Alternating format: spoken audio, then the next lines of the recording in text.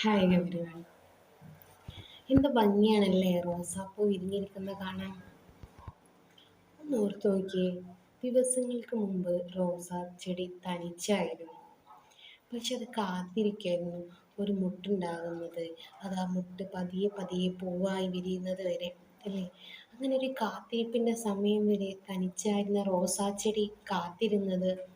പൂ വിരിഞ്ഞ് എല്ലാവരും അതിൻ്റെ സുഗന്ധം അറിഞ്ഞ് അതിനെ തേടി വരുന്നതും, റോസാ ചെടി കാണാൻ, റോസാപ്പൂ കാണാൻ എന്ത് ഭംഗിയാണെന്ന് പറയുന്ന ആ ഒരു നിമിഷത്തിന് വേണ്ടിയായിരുന്നു, അല്ലേ?